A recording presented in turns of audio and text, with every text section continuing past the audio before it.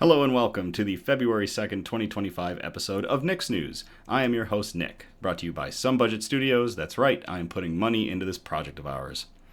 We're on every Sunday, and I thank you so much for tuning in live with us on the Facebook page or the YouTube page or catching the replay. That's right, we are on Facebook and YouTube. We are simulcasting. Hooray! This is a program dedicated to bringing good news to combat every time. This is a program dedicated to bringing good news to counter all of the bad news that we are bombarded with on a daily basis, with the hope of bringing a little bit of joy back into the world. Several of our articles are pulled from sites like goodnewsnetwork.org and goodgoodgood.co, but we appreciate all the articles that are sent in by you, the viewers. Here we are on the 2nd of February. We have made it to the second month of 2025, and I can't believe the year is flying by like it is. Let's get into our news, Brew, because we have a very special bottle.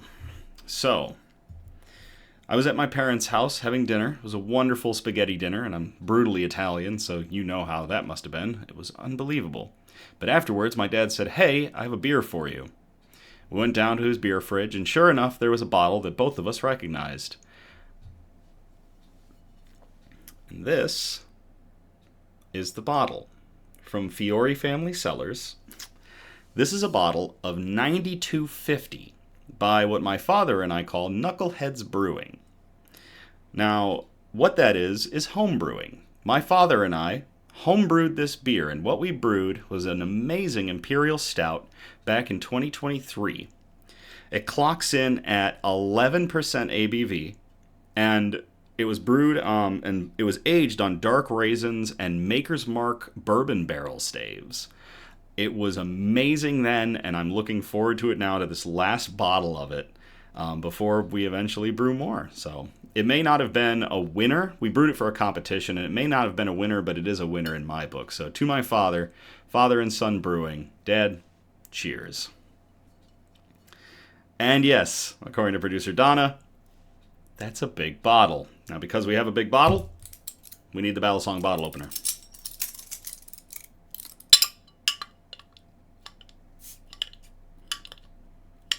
Battle Song bottle opener is getting a little bit worn out finally, so I might need to get my hands on a new one, if just to keep the bid up.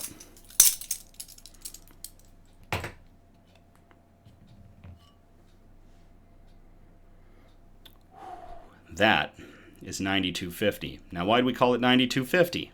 Because back when my father was in the Coast Guard, 9250 was the motor oil that they used on the boats. And this stuff looks just like it. We have our harpoon snifter, because we are dealing with an Imperial Stout. So, let's get into the theatrics of a 20-second pour.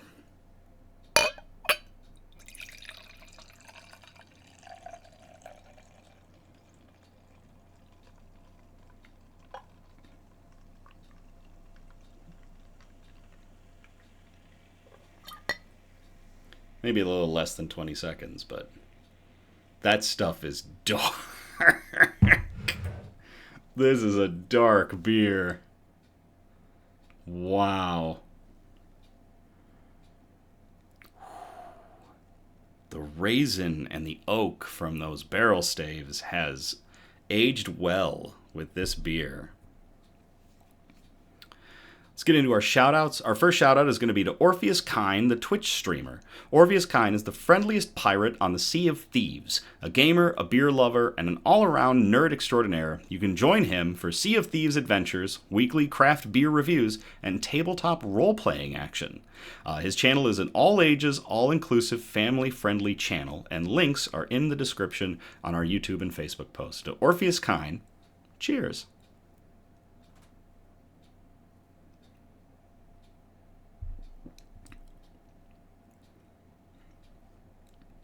Wow. Wow. Oh, that kicks. So, next we have a shout out. It's something we gotta let everybody know. So we may do this shout out a couple more times. Meta has made the decision to end their support of fact-checking programs across Facebook, Instagram, and Threads. Basically, everything under Meta is no longer subject to fact-checking. This is going to leave them and us open to a whole lot of mis and disinformation, and we're not about that. In light of this action, we have decided that we can no longer accept Facebook pages and articles as submissions to Nick's News. We strive to not only bring you good news every week, but also accurate news, and we want to be part of the solution, not part of the problem.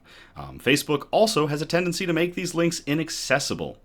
If the Facebook post has a link to the article, please simply send the article link as opposed to the entire Facebook post. Just highlight it, copy and paste it, and send that to us. Don't send us the whole Facebook post, just the article link. We thank you very much for understanding.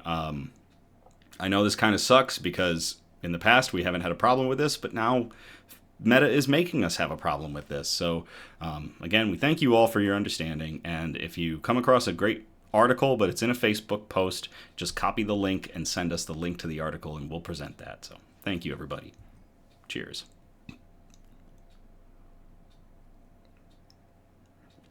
And yes, from producer Donna, if you check out OrpheusQuine, tell him Nick's News sent you.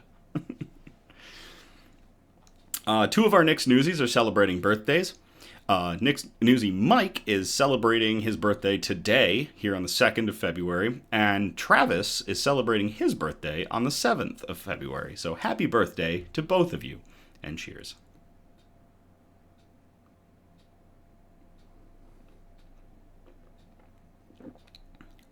Hey Mona, in the YouTube chat, thanks Nick, had to jump off the indivisible organizing video.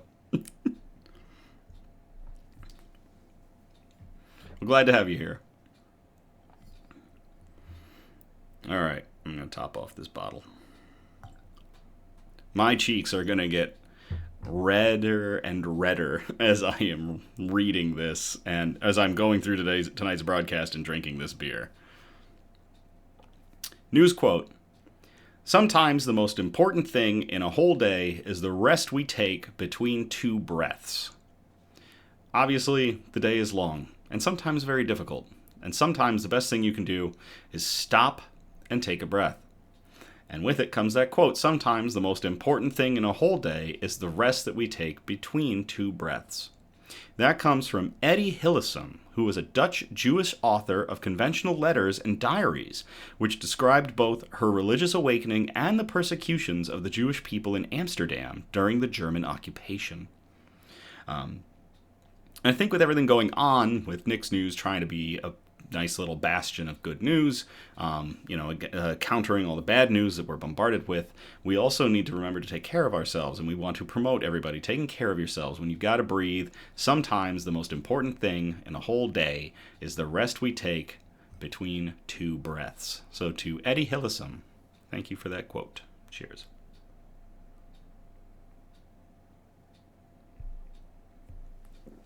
Bug update. Elmira's snooze continues uninterrupted. Sue almost stole a pair of tweezers from me while I was checking in on him. I hadn't seen him in a little bit, so I just took the tweezers and I reached in. And sure enough, he immediately reached up and grabbed the tweezers with one of his claws. And then he grabbed the other end with the other claw. And then he pulled. And I was actually very surprised at how strong that little guy is. So Sue almost took some tweezers from me.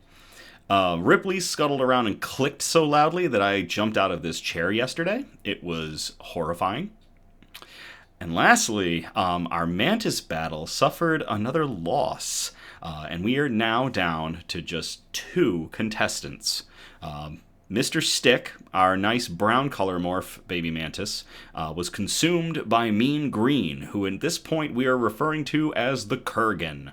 And now it's just down to the Kurgan and Droopy.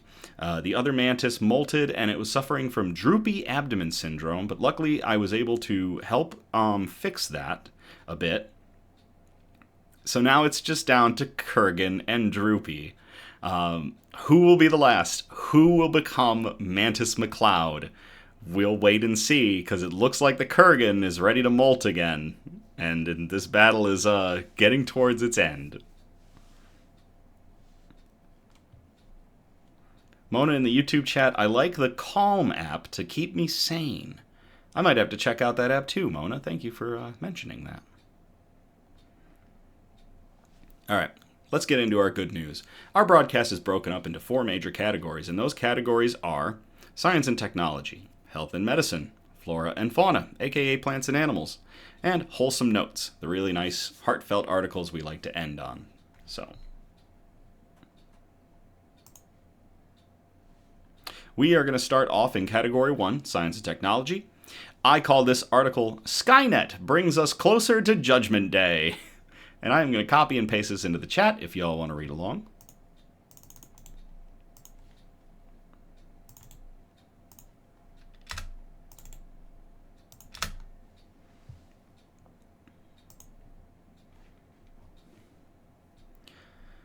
New wonder material designed by AI is as light as foam, but as strong as steel.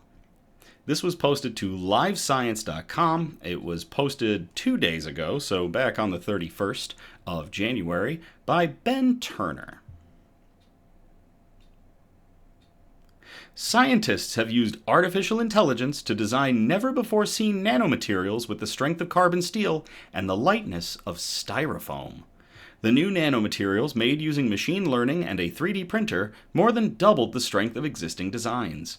The scientists behind the new study said they could be used in stronger, lighter, and more fuel-efficient components for airplanes and cars. They published their findings January 23rd in the journal Advanced Materials. I might need to check that out because I love material science. We hope that these new materials designs will eventually lead to ultralight weight components in aerospace applications, I also love aerospace, such as planes, helicopters, and spacecraft that can reduce fuel demands during flight while maintaining safety and performance. Co-author Tobin Philliter, a professor of engineering at University of Toronto, said in a statement, "This can ultimately help reduce the high carbon footprint of flying." I really like that. In many materials, strength and toughness can be at odds. Take a ceramic dinner plate, for example. While plates are usually strong and can carry heavy loads, their strength comes at the cost of toughness. It doesn't take much energy to make them shatter. The same problem applies to nano-architectured materials, whose construction from multitudes of tiny repeating building blocks that are just 1/100th the thickness of a human hair makes them strong and stiff for their weight, but can also cause stress concentrations that lead to sudden breakages. So far, this tendency to shatter has limited the material's applications. As I thought about this challenge, I realized that it is a perfect problem for machine learning to tackle. First author Peter Searles, an engineering researcher at Caltech, said in a statement, "To search for better ways to design nanomaterials, the researchers simulated possible geometries for their design before passing them through a machine learning algorithm. By learning from the designs they had generated, the algorithm was able to predict the best shapes that would evenly distribute applied stresses, while also carrying a heavy load." I noticed over in the YouTube chat, Joseph Ahrens asked, "Why can't you separate the mantis?" I could, but then I would just have to deal with more mantises. The way that I am handling this situation is maybe forced nature, maybe forced evolution, or forced natural selection of who is the better mantis in that tank. I didn't want to have to go and set up so many tanks as I have in the past, so I just have the one tank, and we're going to see what my one mantis is when it's all said and done. A little cruel, a little... I mean... They gotta eat. I feed them regularly too, so we'll see what happens. Back to the article.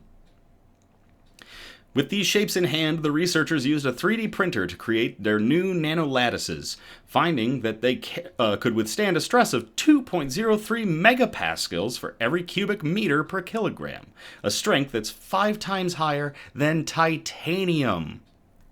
This is the first time machine learning has been applied to optimize nano-architected materials, and we were shocked by the improvements, Searles said. It didn't just replicate successful geometries from the training data, it learned from what changes to the shapes worked and what didn't, enabling it to predict entirely new lattice geometries. The researchers said their next steps will center on scaling up the materials until they can be used to make bigger components, while also searching for even better designs using their process. The primary aim is to design much lighter and stronger components for vehicles in the future. For example, if you were to replace components made of titanium on a plane with this material, you would be looking at fuel savings of 80 liters per year for every kilogram of material you replaced, Searles said. That is awesome. Lightweight, super strong materials that could be used for helicopters, airplanes, spacecraft, all sorts of applications made from nano architecture designed by machine learning.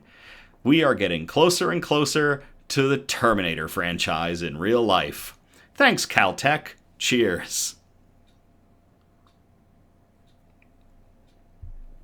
And now I'm questioning if that was good news. Hi, Rebecca in the Facebook chat. Thank you very much for sharing. I am so appreciative to you. Thank you, Rebecca. Cheers.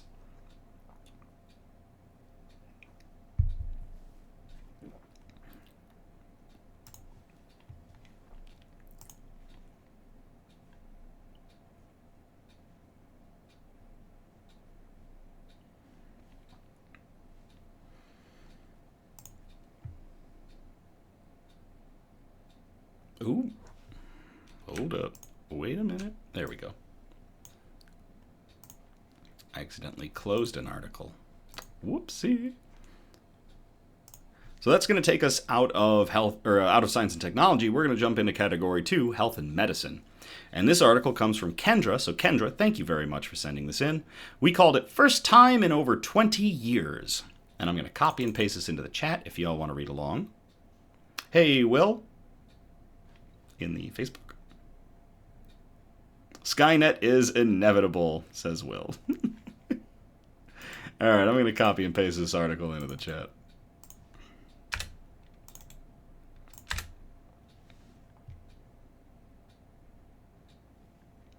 FDA approves first new class of opioid-free painkillers in over 20 years.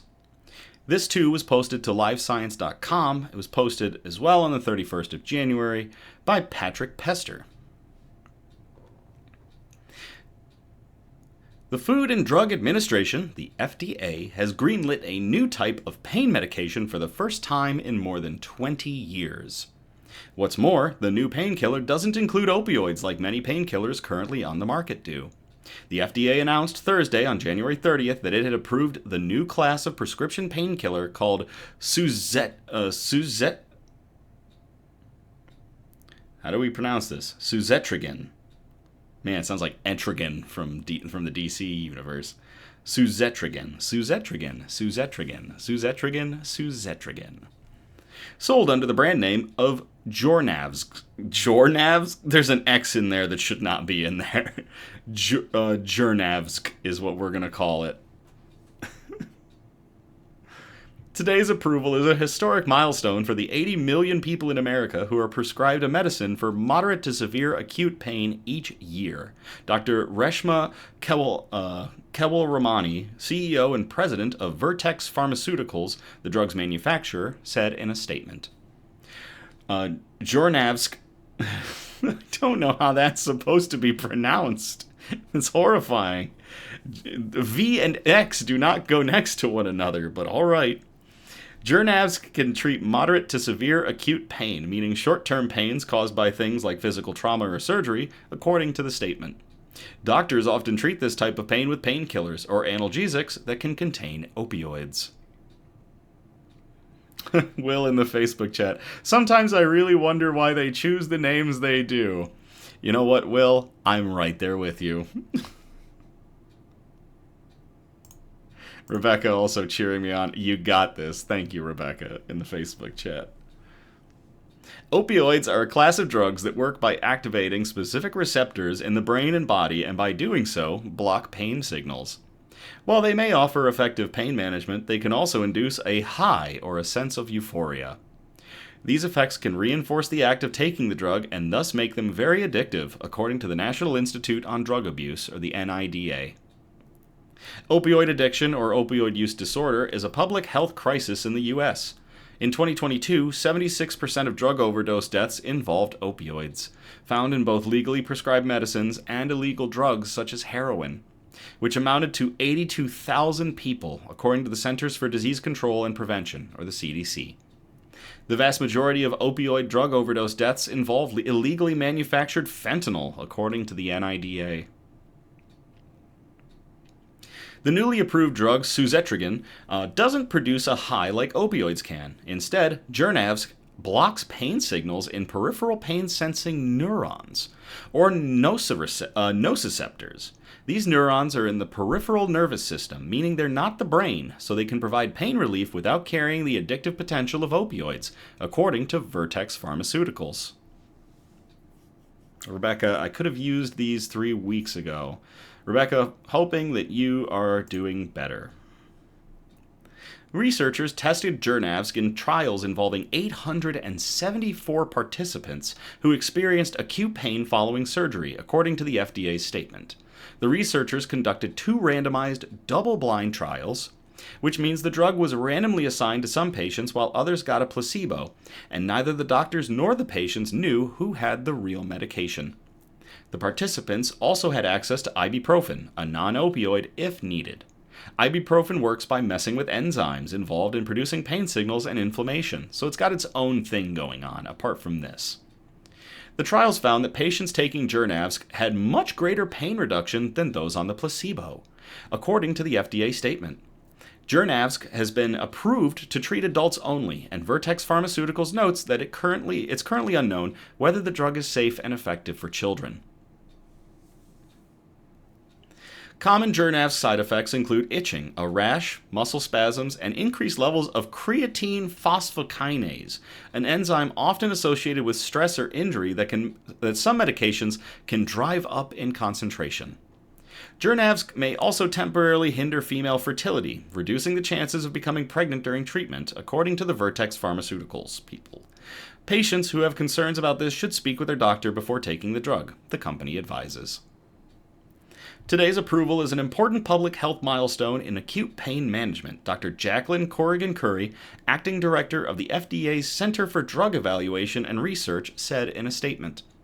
A new non-opioid analgesic therapeutic class for acute pain offers an opportunity to mitigate certain risks associated with using an opioid for pain and provides patients with another treatment option. That is awesome. So to everybody involved at Vertex Pharmaceuticals working out a non-opioid, and the first one that has been approved by the FDA in more than 20 years for severe acute pain, for moderate to severe acute pain, and to Kendra for sending in that article, cheers.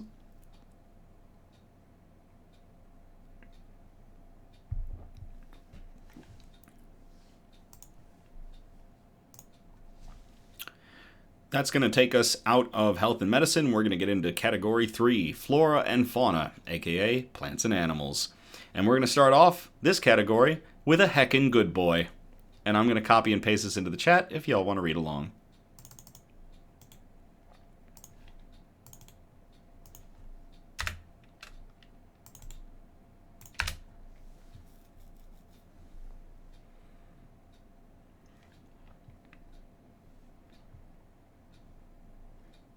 Trained dogs working inside hospitals help ease burnout among healthcare staff. This was posted to npr.org. It was posted on January 24th of 2025 by John Daly. Outside HCA Health One Rose Medical Center in Denver, the snow is flying. Inside, on the 3rd floor, there's a flurry of activity at labor and delivery.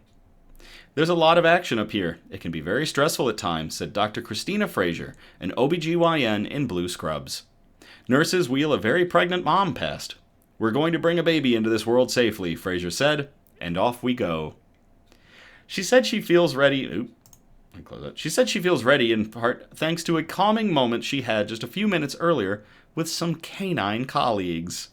A pair of dogs, tails wagging, had come by a nearby nursing station, causing about a dozen medical professionals to melt into a collective puddle of affection. A yellow lab named Peppy showered Frazier in nuzzles and kisses. I don't know if a human baby smells as good as that puppy breath, Frazier had said as her colleagues laughed. The dogs aren't visitors. They work here too, specifically for the benefit of the staff. I feel that dogs just... I feel that... This sentence is written very poorly. I feel like that... Oh, there it is. I feel like that dog just walks on and everybody takes a big deep breath and gets down on the ground and has a few moments of just decompressing, Fraser said. It's great. It's amazing. Hospital staff who work with the dogs say there is virtually no bite risk with the carefully trained Labradors, the preferred breed for this work. The dogs are kept away from allergic patients and washed regularly to prevent germs from spreading, and people must wash their hands before and after petting them. Mona in the YouTube chat, therapy dogs are the best. They really help. I agree. I don't think I've ever met anybody that has a therapy dog that would say that that dog did not help. And just having them in a situation or a scenario or an area where it's just a high-stress environment just makes sense. Doctors and nurses are facing a growing mental health crisis driven by their experiences at work. They and other healthcare colleagues face high rates of depression, anxiety, stress, suicidal ideation, and burnout. Man, my nose is itchy over on this side. Nearly half of health workers reported often feeling burned out in 2022, an increase from 2018, according to the Center for Disease Control and Prevention. In addition, the percentage of healthcare workers who reported harassment at work more than doubled over that 4-year period. Advocates for the presence of dogs in hospitals see the animals as one thing that can help. That includes Peppy's handler, Susan Ryan, an emergency medicine physician at Rose. Ryan said years working as an emergency room doctor left her with symptoms of PTSD. I just was messed up and I knew it, said Ryan, who isolated more at home and didn't want to engage with friends. I shoved it all in. I think we all do. She said doctors and other providers can be good at hiding their struggles because they have to compartmentalize.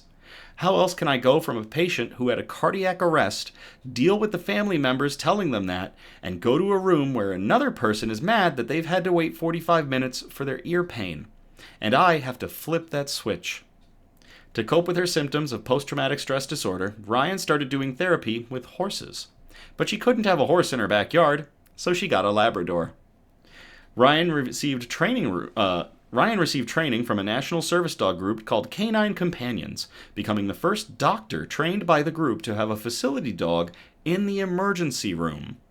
Canine Companions has graduated more than 8,000 service dogs. The Rose Medical Center gave Ryan approval to bring a dog to work during her ER shifts. Ryan's colleagues said they are delighted that a dog is part of their work life. When I have a bad day at work and I come to Rose and Peppy is here, my day is going to be made better, EMT Jasmine Richardson said. And if I have a patient who's having a tough day, Peppy just knows how to light up the room. Nursing supervisor Eric Valancourt agreed, calling Peppy joyful. Ryan had another dog, Win, working with her during the height of the pandemic. She said she thinks Win made a huge difference. It saved people, she said. We had new nurses that had never seen death before, and now they're seeing a COVID death. And we were worried sick, we were dying.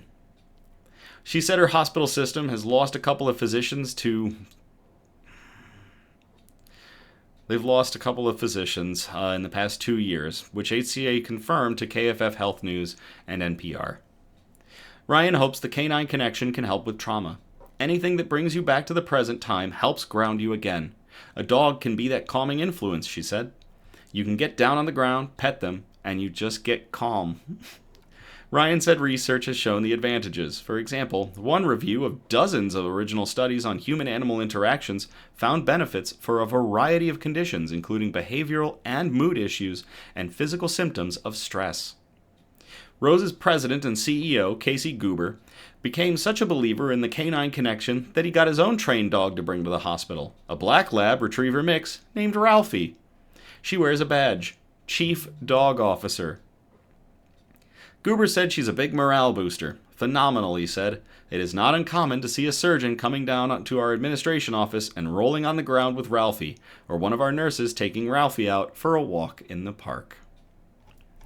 That is really cool. To everybody at the... What was the name of this place again? I gotta find it. HCA Health One Rose Medical Center in Denver for including canine companions, heckin' good boys, to help alleviate symptoms of stress and burnout. Cheers.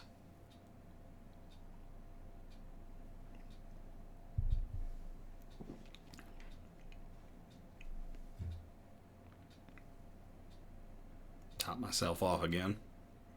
Are my cheeks getting a little rosy? Looks like it.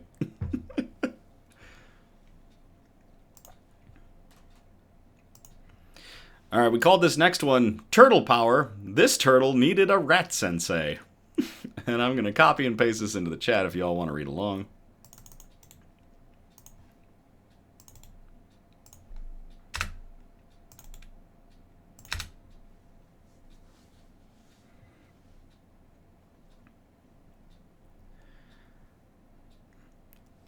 Lacking ninja training, trapped turtle is rescued from city sewer by police and firefighters.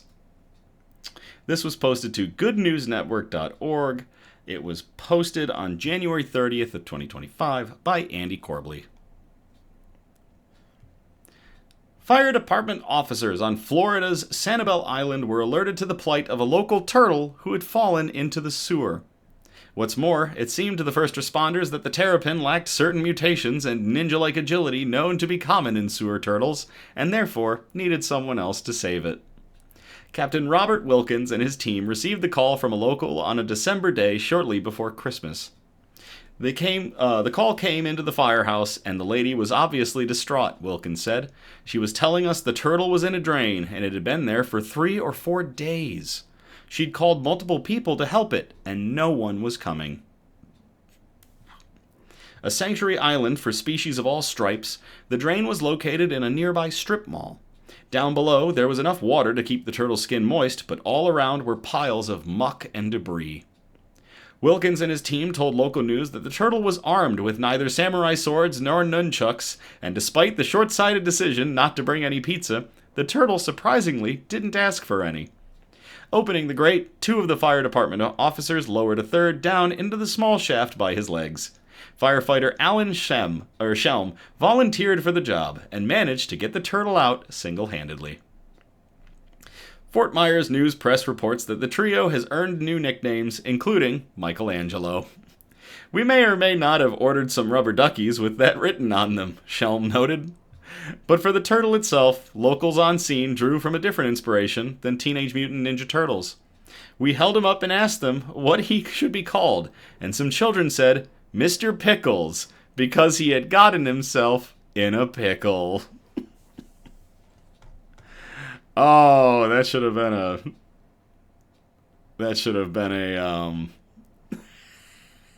a wholesome note. My gosh.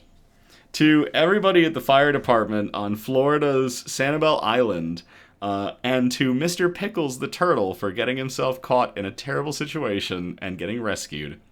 Cheers. Sorry, Rebecca, I didn't see your question in the Facebook chat.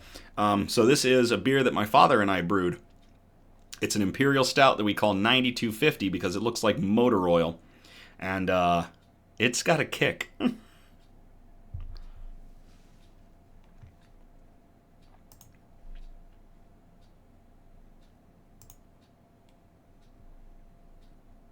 Thank you very much. I knocked it out of the park.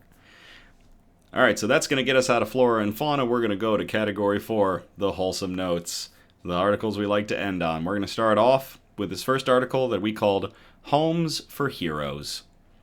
And I'm going to copy and paste this into the chat if you all want to read along.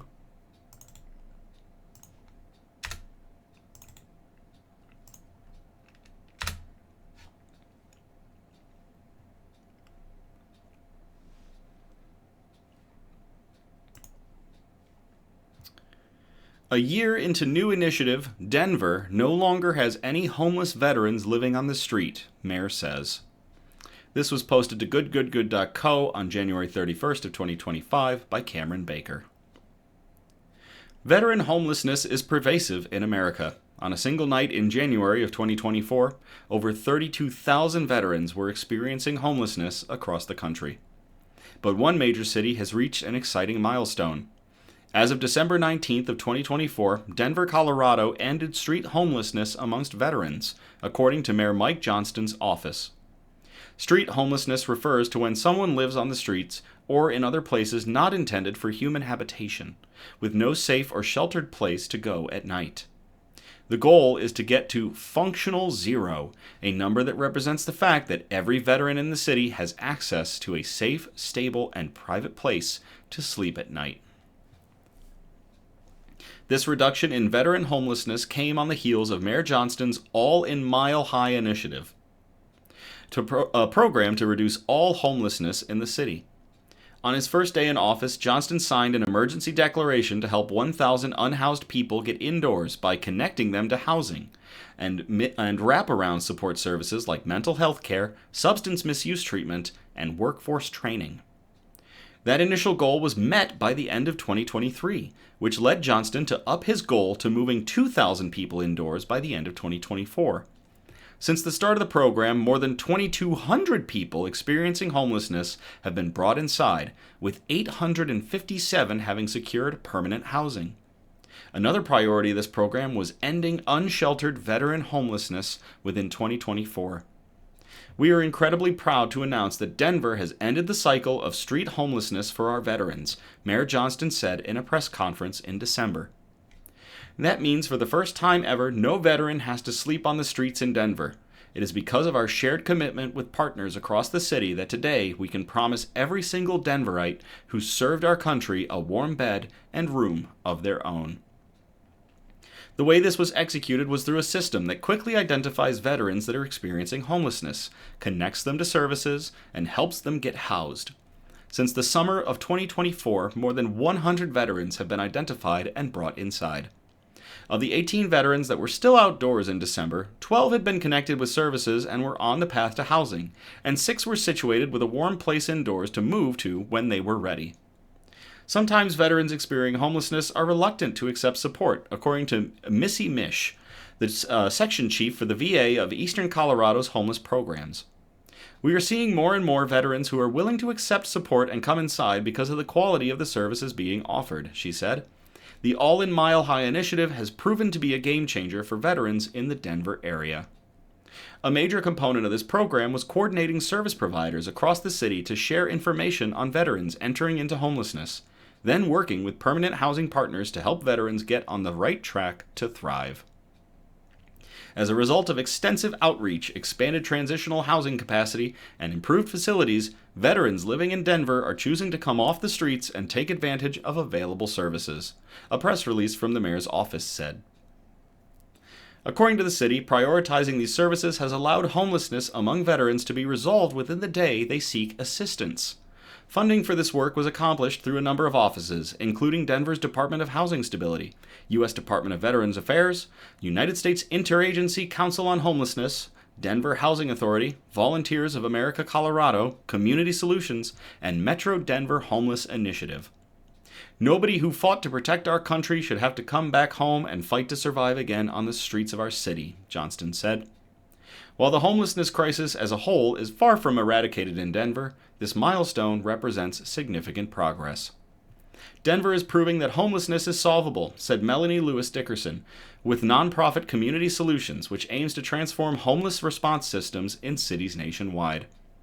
We work with nearly 150 communities across the country, and the Metro Denver region is a bright spot of what is possible when you have a collaborative, cross-functional homeless response system that is using real-time, person-centered data to drive reductions in veteran homelessness. While the city celebrates major strides, individuals too are grateful for their own progress. For years, I struggled with homelessness. In 2021, I arrived in Denver looking for a fresh start, but quickly found myself living out of my vehicle, said Brian Asbeck, a local Navy veteran. After months of hardship, I turned to the VA for help and was introduced to transformative programs.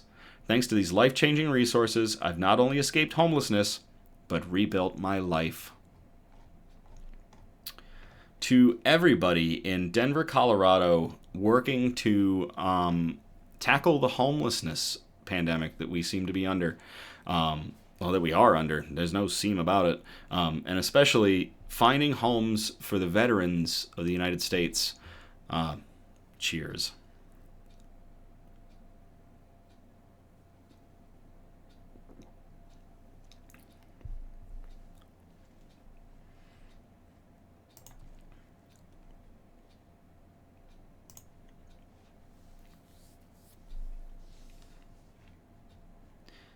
Last article of the night called this Denver's been really cool this week, because we've had 3 articles out of Denver.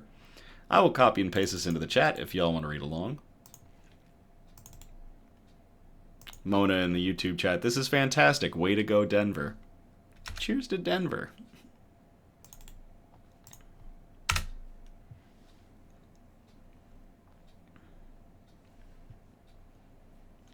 New tech helps Denver snow angels go above and beyond as they shovel out neighbors in need.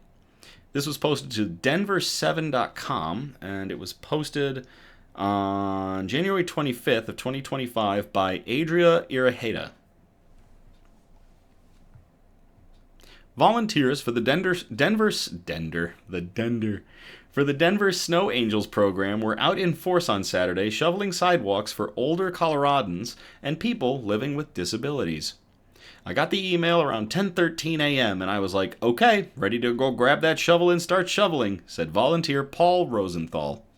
Snow angels like Rosenthal help folks in Denver who are physically unable to shovel their front sidewalks. Sorry. I don't contact the neighbors inside, and they don't know who showed up and shoveled their sidewalk. Sort of one of those random acts of kindness, said Rosenthal. Though the program, a Denver Human Rights and Community Partnerships initiative, isn't new to the city, it was recently revamped for efficiency.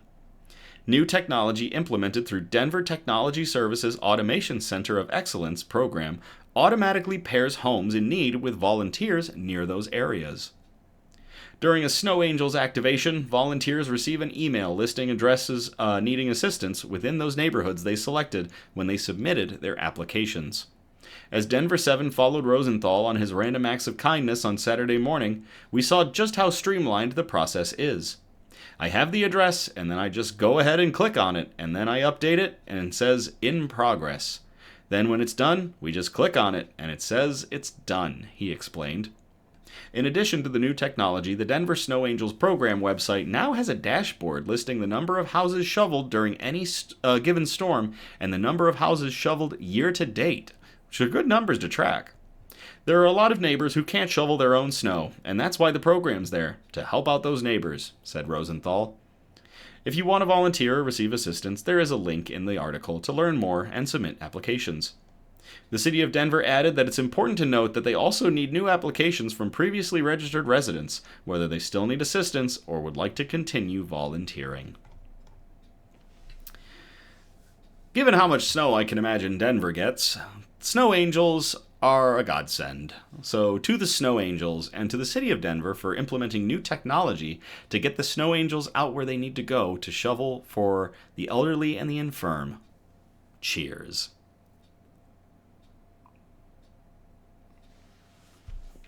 And producer Donna hitting us with that knowledge. 152 houses shoveled this year alone. Mona in the YouTube chat. Thank you, Snow Angels.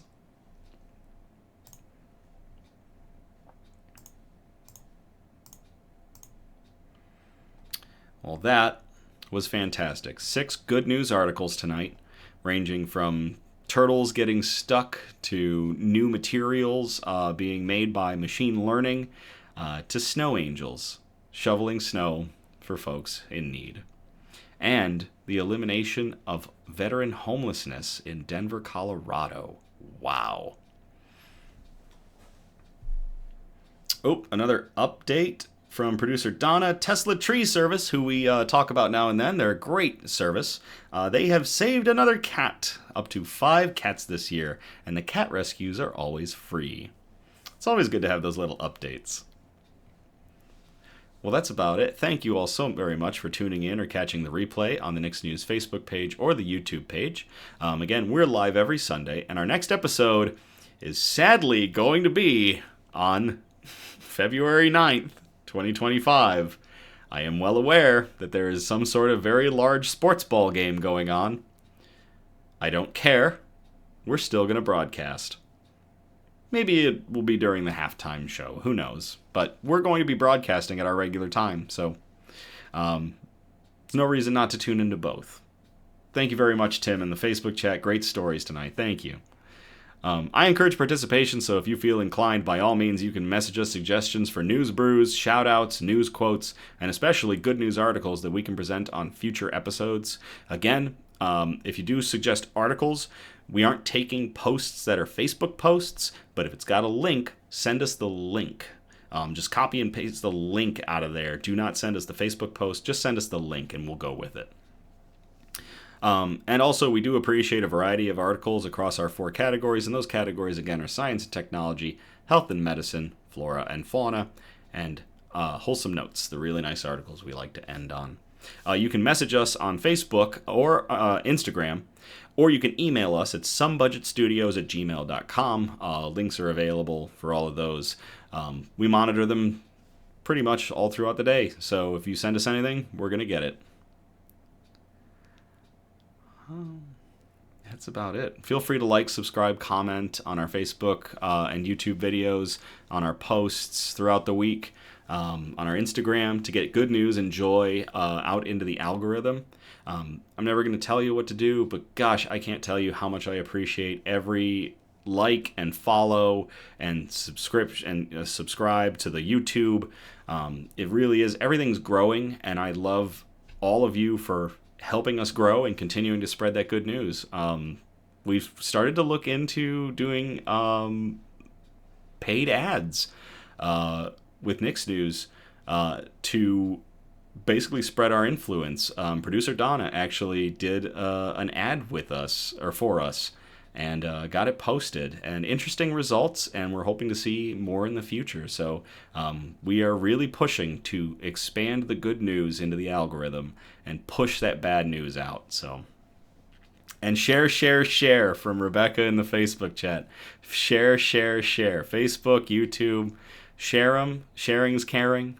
We're just trying to get that stuff out there. And again, thank you so much for everything that you have all done to promote Nick's News. I really do appreciate it from the bottom of my heart. Thank you so much. As always, thank you again. I love you all.